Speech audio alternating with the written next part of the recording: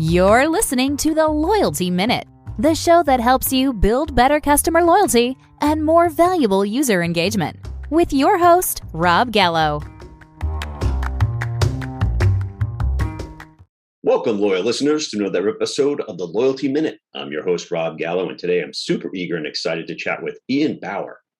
Ian is the founder of Graphic Rhythm, pivoting from his role as a trained chef to creating a successful and innovative graphic design firm isn't easy, but Ian happily took on the challenge. He developed a passion for helping small business build customer confidence and loyalty through strong visual content, and he's here to share some of his valuable information that he learned along the way.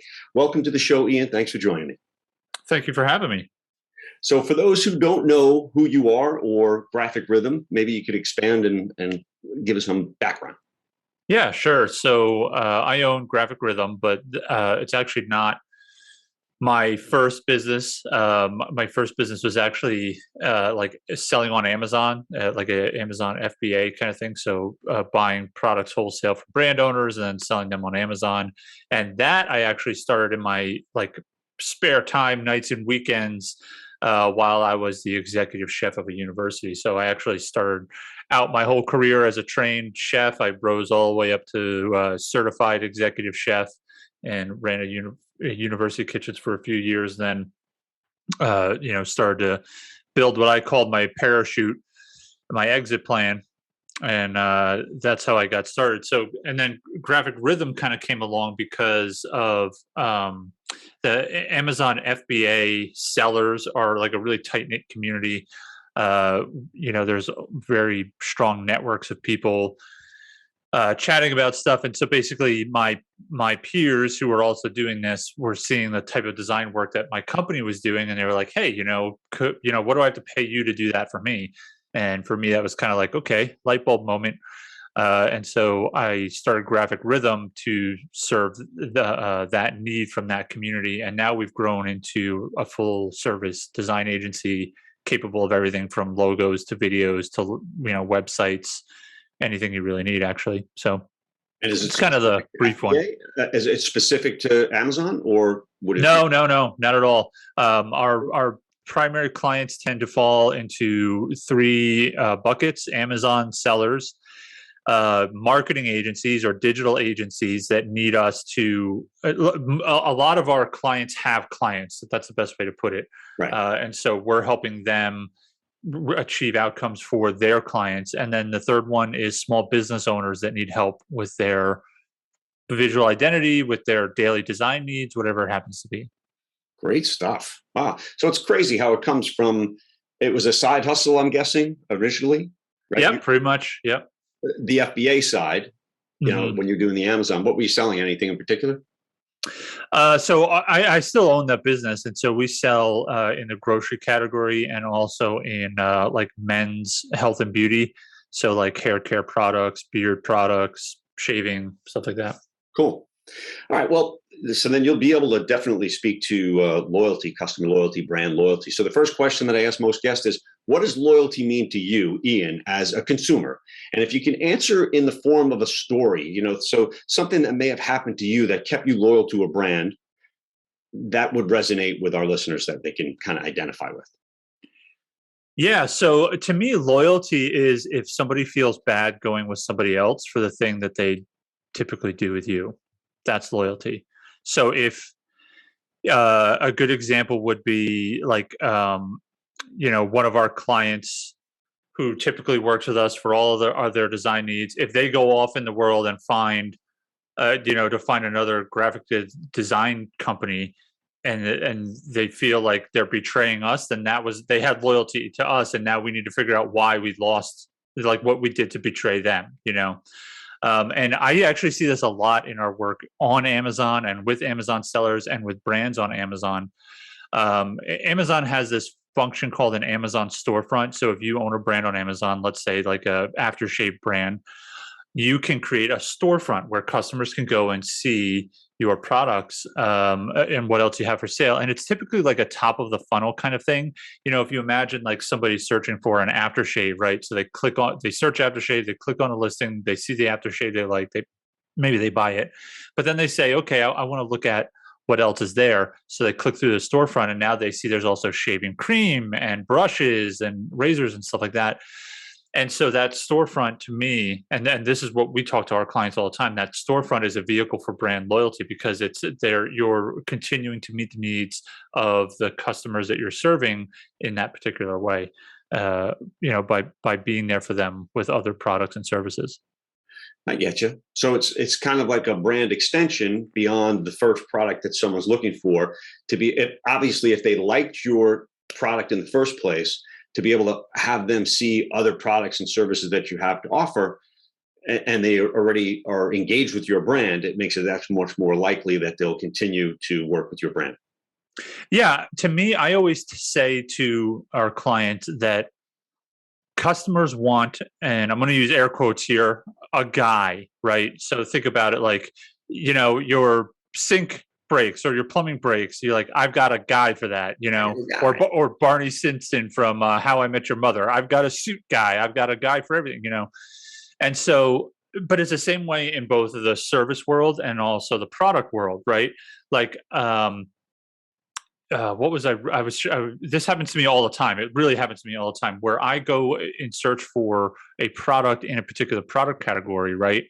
Because if you think about the work that a consumer does, at least my perception is consumers do a lot of work. Like, they're looking at reviews, they're looking at other websites, and they're scoping things out, especially with even higher end products.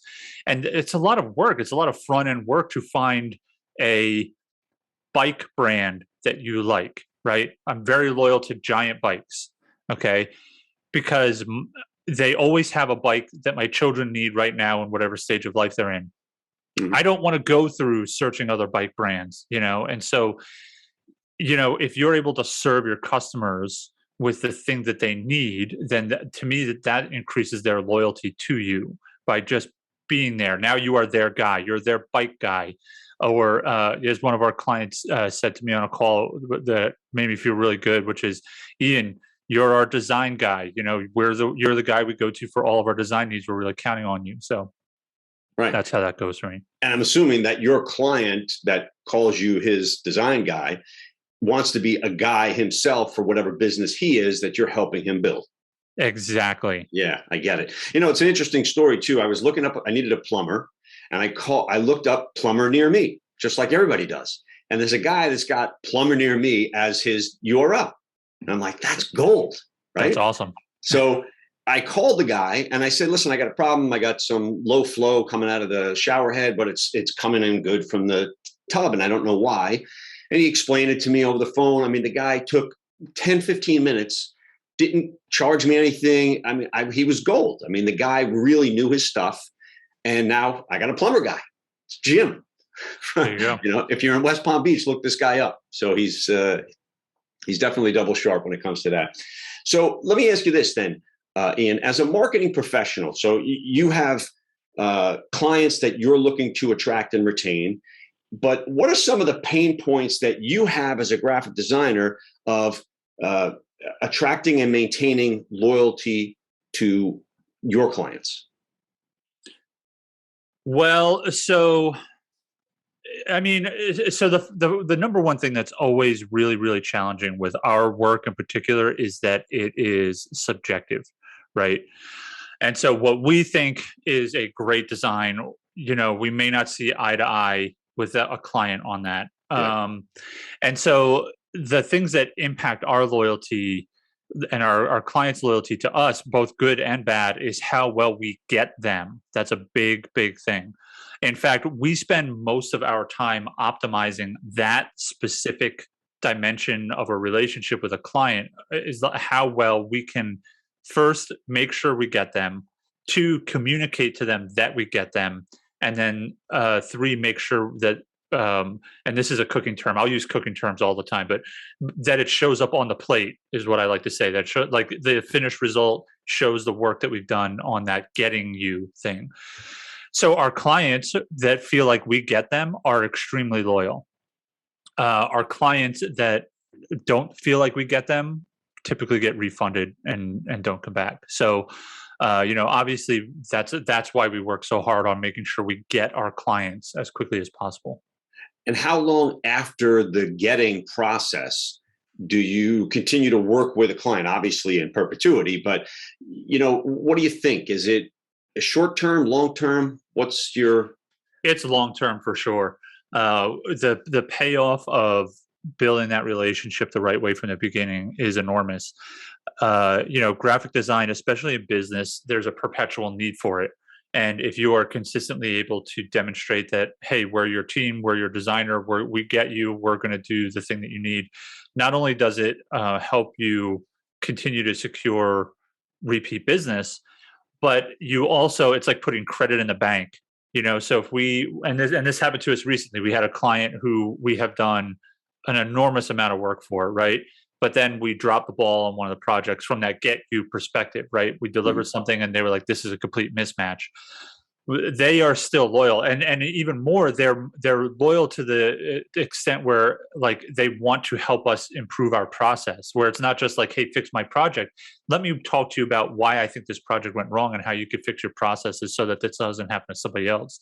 So they're bought into our success because we're bought into their success. Well, that's great.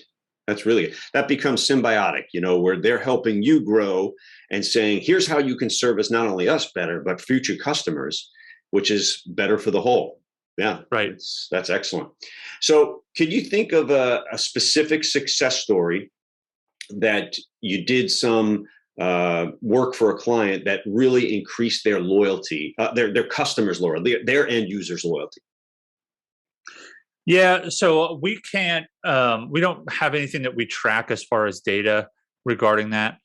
Really, what we're able to see is the client outcomes we get for our clients. And then, like specific, like, for us, every successful project, is a victory, and we're doing good and we feel good and we've done that. But as far as like results that we could track, we don't really have anything like that. As far as increasing loyalty. Yeah. So, I mean, you don't work specifically with any loyalty program people, like with the loyalty program personnel itself at a company. Most of the companies you're dealing with, I'm assuming, are small to medium-sized businesses that are just either bricks and mortar or, like you mentioned, FBA through Amazon. They're selling e-commerce stuff. Right. Exactly. Yeah. So there's for the Amazon side of things, there's no transparency from Amazon ever. But we're developing programs. I know that what you mean when you say loyalty program, and I understand that, but we don't work with any program specifically like that. We work with programs that increase loyalty, but don't have a direct correlation. So I'll give you an example. Amazon Posts is something that Amazon launched. It's like a social media platform for Amazon. And one of the cool, unique things that they have is that you could track something called unique views, which is people who are being exposed to the brand for the very first time through these Amazon posts. And so we created a program to make creatives for that program for our clients. So if you have a product on Amazon, you can come to us and we can create these social media type posts. And the whole idea behind Amazon Posts is just like the storefront, which is meant to really kind of increase loyalty, so that when somebody needs a shaving product, they don't go searching for a new one, they go searching for that brand on Amazon. Yeah. So it's in those kinds of situations that we're operating, on the loyalty programs like that. Yeah. I mean, I get what you're saying, because like I bought some lighting for underneath the bar. We just redid the kitchen a couple of months ago, and they came in and it was perfect. It was exactly what I wanted. And when I went and did another search for an area outside, I'm thinking, I don't want to go to another company and have to struggle and think about it. So I did exactly what you said. And I looked up the company itself that sold the product and found their store on Amazon, and was able to order something different from them that was able to be on the 12 volt or 24 volt, something outside, which is awesome. Yeah, I get it. Right. Exactly. Yeah. And so like a program like Amazon Posts is, you start to show up on your competitors' listings and things like that. And so that brand recognition builds up, and now, they're being reminded that this is their guy, Yeah. So, so I know you being that guy to those people, but what I want to ask though, just Ian, as a personal consumer yourself, sure you shop and you travel, and what sort of brands are you loyal to and why? I'm exceptionally loyal to brands. I talk about this with my wife all the time. When she married me, I had a garbage can that I had forever, right? And like we had an argument about throwing out the garbage can because it was just it worked, like it's the stupidest thing. It's like our kitchen garbage can, but it was Simply Human, I think, is the company, right? But they have this whole big, it's like a Dyson kind of company, right? Where like they have this whole shtick about things ought to work properly, and it's well designed, and it's perfect, and trash bags that perfectly fit the can, And she always wants to go with a cheapo Walmart stuff. So, we had an argument about that, right? And so that's the kind of thing that I look for. Like for me personally, I don't have a very consumer mindset. I want to buy something one time, right, and then have it. And so I typically am more willing to spend a lot of money on something really good that I use forever, And so, and we could pick anything really, like Yeti mugs. I just bought those recently. I finally decided to buy into that idea, right? And so, but that was the idea. Like that's why I decided to do it. It's like, okay, I just need this thing. I need it. I want to buy it. I want it to work. I want it to be good. And I like Yeti because Yeti also actually says like on their packaging that this is over-engineered. And to me, I'm like, great, over-engineered. I love it because I just want to buy this once. Yeah. So to me, yeah, that's the experience. Yeah, and you don't have to do it again. You're right. So you think about how many times something is going to be used on a regular basis, and you want to make sure that it's a quality product. And that's in and of itself, that's loyalty. You're loyal to a brand because, but on the downside, if it doesn't break, you're not going to buy another one. But they charge enough to make their margins, I'm assuming. And so that's the thing. That I was actually just thinking about that with this brand Yeti, right? So they build these super over-engineered products, right, that are really meant to last a lifetime. And there's actually another, without going off on a big tangent, there's a sock company that makes socks. They're like $25 a pair, and they are literally guaranteed for life, right? And then the idea though is, Yeti started out by making coolers, and I'm sure it didn't take them long to figure out that they have built a cooler that nobody will ever need to buy again. And so then they start making new products, and they're servicing their clients in new ways, and they're finding, so they're everywhere that a client that I'm going to say client all the time by accident, but customer, right. Everywhere their customer needs to be. And that's where that loyalty comes from. I would never in a million years buy a Yeti cooler until I had bought one of these mugs, right? So this mug was a $30 investment, right? And so now I get to experience their quality. I get to experience their over-engineered products. I get to experience what it's like to have a Yeti product. I tell you that I am 100 times more likely to buy a Yeti cooler now because of that mug. So by being the guy for keeping things hot and cold, for me, they have done all the things that we talked about. They've expanded. They've been everywhere their customer needs to be, but then they're also creating these lower offers that get me into their more expensive offers. Yeah.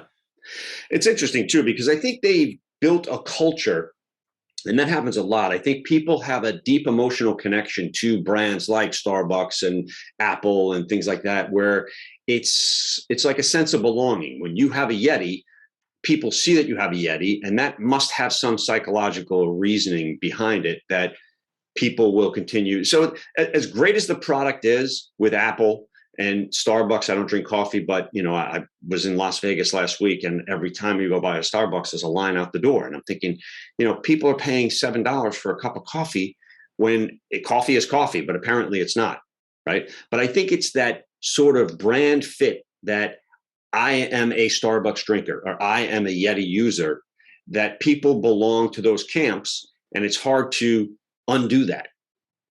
Yeah. So tribalism is a word that we work into brands' identities when we do branding work with our clients, where we talk about, okay, how do we feel about tribalism? Is this a tribal brand? Do you want to be a tribal brand? And so that changes the direction of a design. Instead, if you want a logo that people are going to put on their shirts and hats and backpacks and keychains and all that stuff, it's a different process a little bit. So yeah, that's something we talk about. Yeah, I think the book Tribes or Tribe was written Malcolm Gladwell. I don't remember who did that. It was a good book though. I read the book a while back. I forget who wrote it.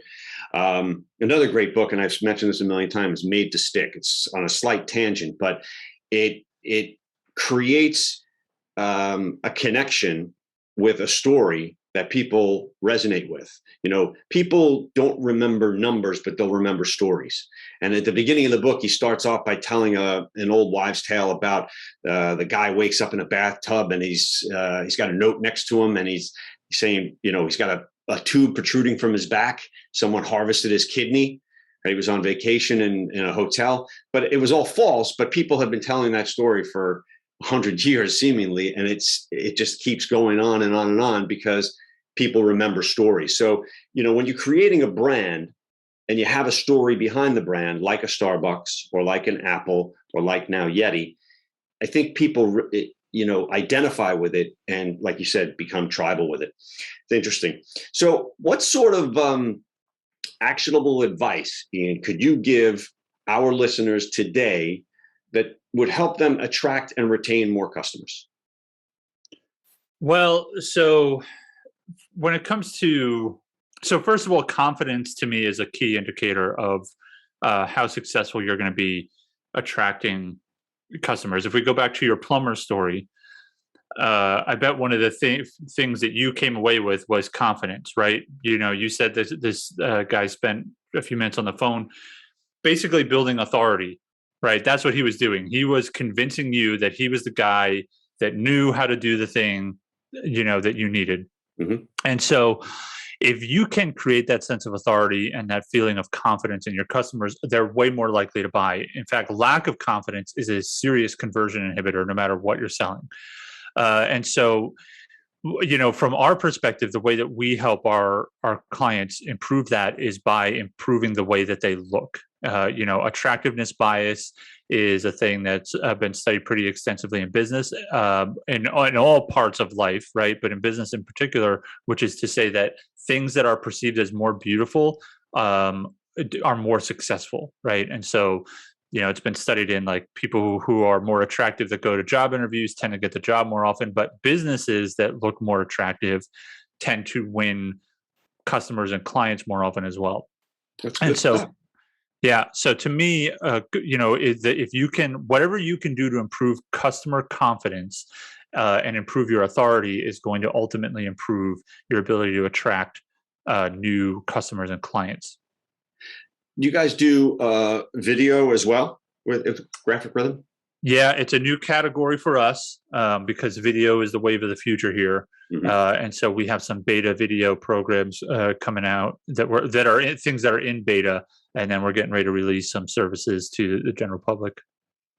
Good stuff. Well, I think we might have to take this conversation offline for one of the businesses that I have. So we'll do that after we wrap it up. So again, if listeners want to get a hold of you, Ian, what's the best way they can do that? So the best way to get a hold of me is to go to graphicrhythm.com. We have a chat there, like a live chat on the site. You can also email support@graphicrhythm.com. I am typically one of the people behind the scenes answering on those channels. So that's how you should do it. Awesome. All right. Well, I want to thank you again for taking your time out of your day to shed some light on the loyalty side of graphic design. And I want to thank our listeners for spending their time with us. If you feel you received value from the show, we would appreciate a 5-star review on your favorite podcast streaming service. If you know someone else who you think might enjoy listening to the show, please do share. That's how we grow. To listen to this and other Loyalty Minute episodes, please visit theloyaltyminute.com. Ian, thanks again. I appreciate it. Thanks for having me.